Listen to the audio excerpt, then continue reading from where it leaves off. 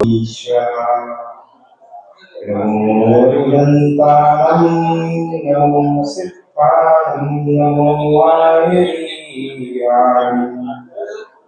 नमो वच्छायानं नमो लोभे सव्यसायं। जय गुरु ग्रंथ अनंतानंद सिद्ध परमेश्वरी भगवान की। मूल नायक 1008 भगवान ऋषभदेव स्वामी की। 1008 भगवान महावीर स्वामी की। परम पूज्य आचार्य भगवान व्यास सागर जी महामुनिराज जी की।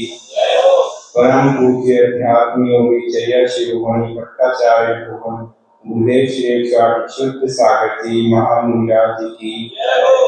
अहिंसा में विश्व धर्म की।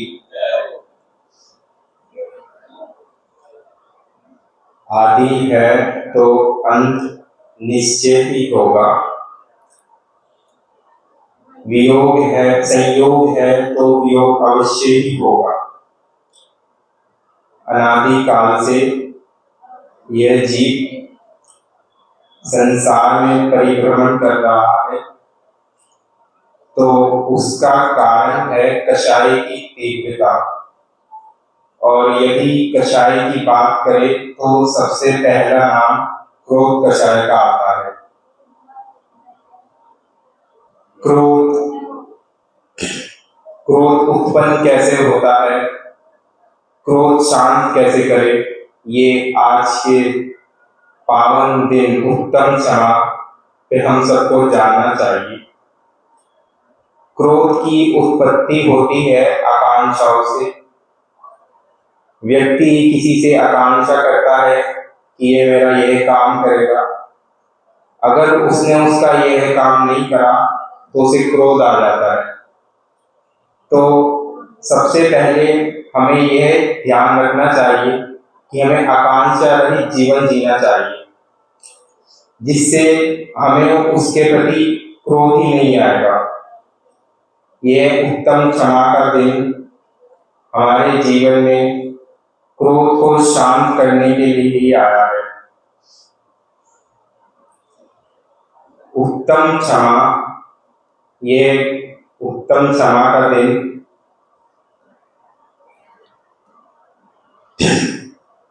क्षमा वीरों का धर्म है, ऐसा कहा जाता है। क्षमा वीरस्य भूषणम्।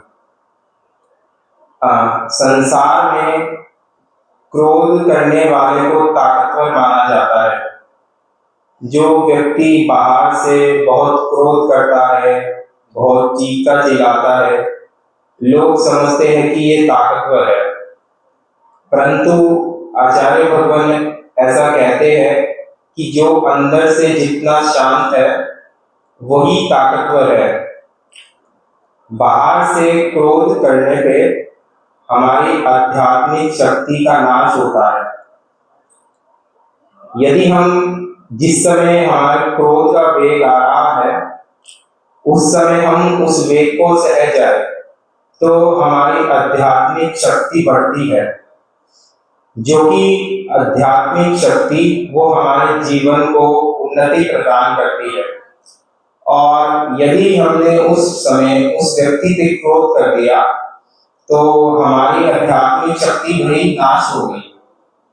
अब वो क्रोध तो मात्र कुछ क्षण भर का था, पर वो आध्यात्मिक शक्ति जो है वो हमारे जीवन में बहुत लंबे काल तक टिकने वाली थी।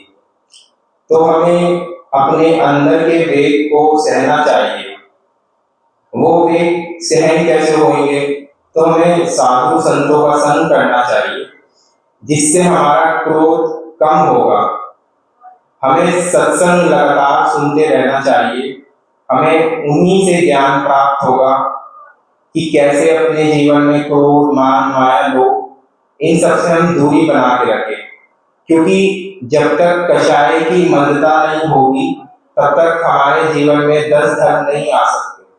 तो कषाय की मंदता आवश्यक है। कितना भी बड़ा क्रोधी क्यों ना आ जाए, पर अगर आप अपने अंदर सामने भाव रखो तो एक ना एक दिन उसे हार माननी ही पड़ेगी।